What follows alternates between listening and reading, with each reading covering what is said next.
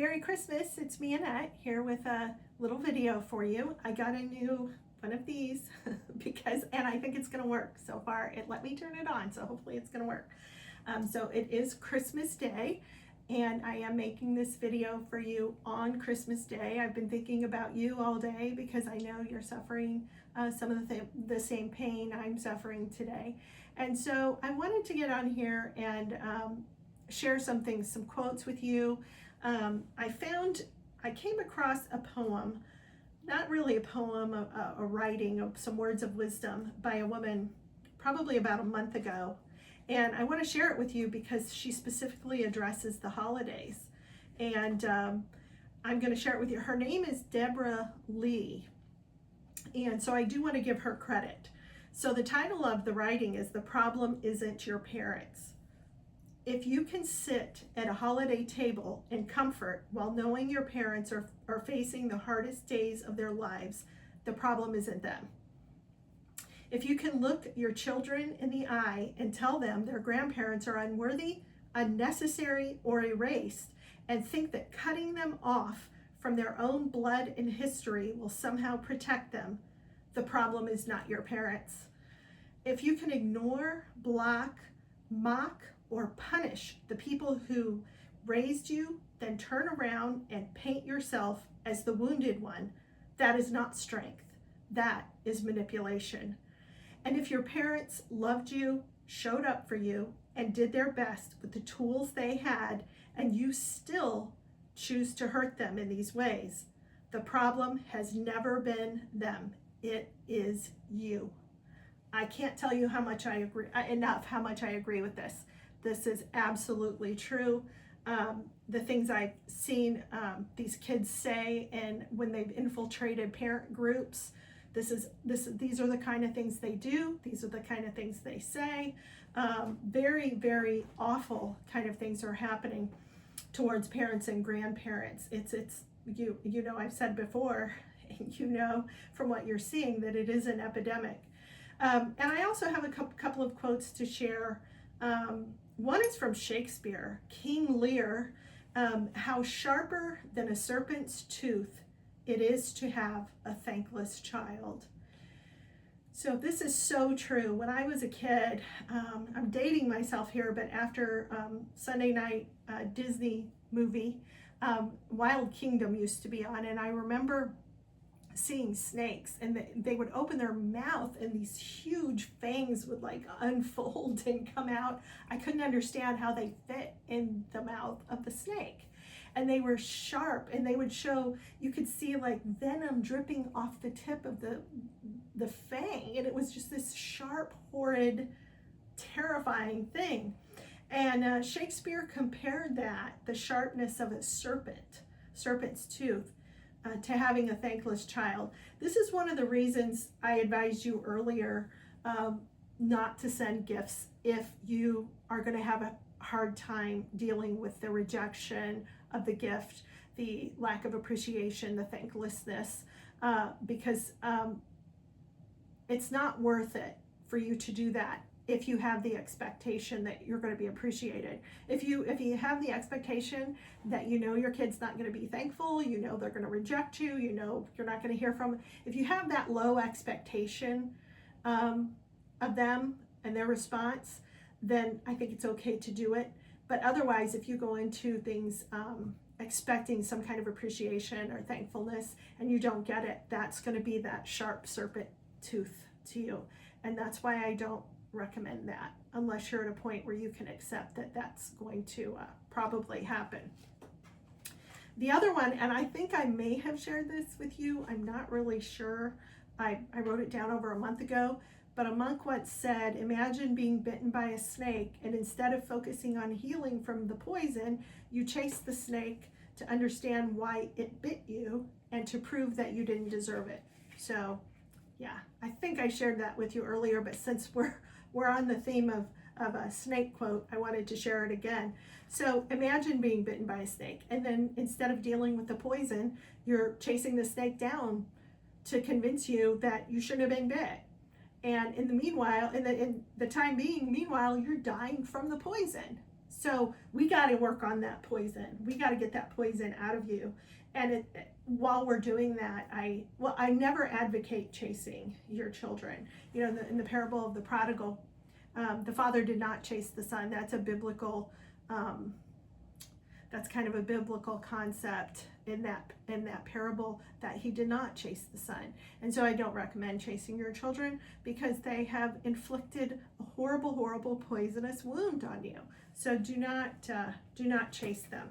So now, if you're home by yourself and you can online shop and you want something to do after the first of the year, I recommend that you start reading some of the books that I've recommended so far, and I'm going to go over those again. And the one that's very important is Safe People, and that's by Henry Cloud and John Townsend. Sorry, my eyes are itching, my allergies are terrible. And that is, we already know our children are not safe people, but there may be people around our children who are not safe, who are adding to, who are fueling the fire and contributing to the estrangement. And you need to be able to identify those people. The other thing you need to do is you need to find people who are safe, people who will be good for you and will help you. I hope that I become a safe person for you to listen to. So I want you primarily, first probably get this one, so that you can identify that. And we all at times are unsafe. There are times in our life where we might be angry, or we do unsafe things, you know. And there are times in our life that we may be vulnerable, angry, tired, things like that, where we do things that aren't necessarily safe things. That doesn't make us an unsafe person. It just means we are not perfect, and we've done unsafe things. This is going to help you identify people who are not safe. In general, they're just not safe people. And it's going to help you identify safe people who will make your life better. The other one, and we're hearing a lot about this, is by Cloud and Townsend too. I'm seeing a lot of the prodigal kids saying, I'm just setting boundaries with my toxic parents, you know, because they've picked up on this, has become part of this 90-second TikTok remedy for toxic parents. And it really is just insane, because it's not, there's nothing wise or smart about it. You can't tell people to set boundaries if you don't know what the issues are. That can be, you know, cutting off. I see it on Facebook, I see it on other social media, you know, where people say so-and-so made me angry, so-and-so voted for someone I don't like, so-and-so didn't give me what I want, so I'm going to have to set a boundary with them. That is not what this is about, and our kids are abusing this. So this will help you if you have unsafe people in your life. Set some boundaries with them and see the right way to do this. Now, none of this, I don't think, is anything you should push on your estranged kids. One, they're not going to listen to you. They're in full rebellion, and they're living a very habitual sinful lifestyle of rebellion against their parents, and dishonoring their parents. They are not going to be the ones to listen to you. They're not going to listen to you. You're not going to be the one to do this with them. I've seen the horrible money-making, money-grubbing people on social media trying to get all these kids hooked into alienating their parents so that they can offer them counseling and make a buck off of them. And it's really sad, and it's really terrible. So you need to take a look at that book. This is another book, and there's 2 specific chapters I like in this book, and this is by Henry Cloud, 9 Things You Simply Must Do. And this is a great book, and I'm going to tell you 2 of my favorite chapters in this book right now. It's chapter 8, and it's principle number 6, and it's hate well. We have to learn how to hate the right way and to hate the right things if we're going to be okay. So you need to learn to hate well. That's in this book, and it's how to succeed in love and life. The next one is don't play fair. So we have to stop playing fair. It doesn't help us. So when someone does something bad to us, we have the choice of returning evil with evil returning evil with good. And so we have to decide what we're going to, returning good for good with evil. So there are a lot of things we can learn from this, and how to respond, how to hate well, and how to not play fair anymore. There are those three. The next one, and this is, this can be used all across all areas of your life, and it's by Dr. James Dobson, and it's Love Must Be Tough. And so we can, some of the problems with our children, with the kids that I see today, is that everybody's been really passive with them. They've let them get away with a lot of things. Our children definitely mostly don't have problems with self-esteem. They're pretty happy with themselves, and love what they're doing. And that's how sin is sometimes. We just, we sin because we like it. And so they do like what they're doing. And this helps you with the boundaries, and talking about helping you realize what you need to do and how you need to toughen up. Listen, you have that terminal heartbreak thing that I talked about a few videos. You are vulnerable, you are hurting, you are crushed. And so you have that thing going on. And so how can you toughen up when you're so wounded? I think about a wounded bird whose wing is injured, and it's hopping, and it keeps trying to take off from the ground, but it can't fly because it has an injured wing. And what's going to happen to that bird eventually, because it cannot get off the ground, is that a predator like a cat is going to come and destroy that bird. And so we need to learn how to mend our wing. It's never going to heal completely, enough so that we can get off the ground, so that we're not vulnerable to more really bad things. So what I want you to do is, if you have a library, I want you to look into those 4 books. See if you can check them out. If you want to buy them, like you guys know, I have a library. That was my bucket list, was to I'm sitting in it, and was to have my own library. So these are books that are in my library. I bought several copies of these books because I've given them away several times to people who I just knew would benefit from them.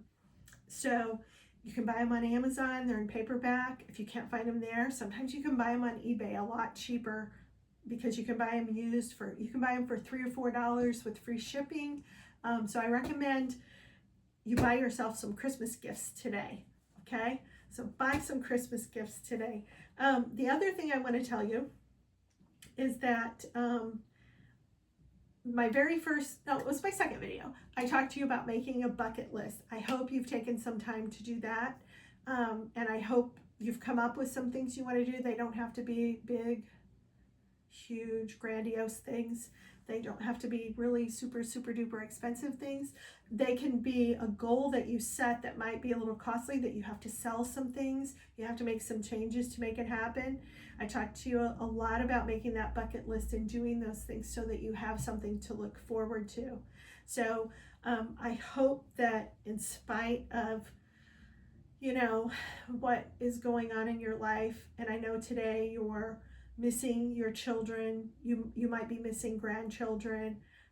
It might be your first year going through this. It might be, your 10th year or 15th year, and you're thinking about what they're doing and your absence. And I just want to tell you that it's always a good thing to ask God to help you with this, because as I told you in other, but God does care about you. He cares about your broken heart.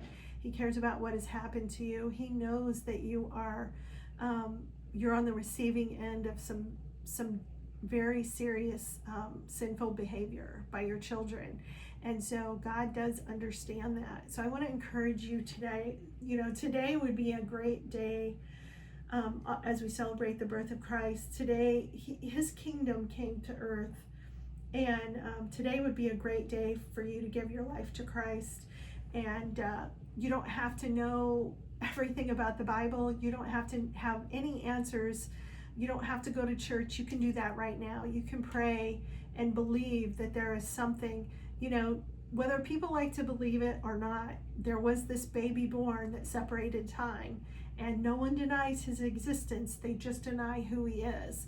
And so I want to encourage you to look into who Jesus is and who he is, and why it's so important, and why the whole world recognizes today was the birth of a very special baby. So I will be back for new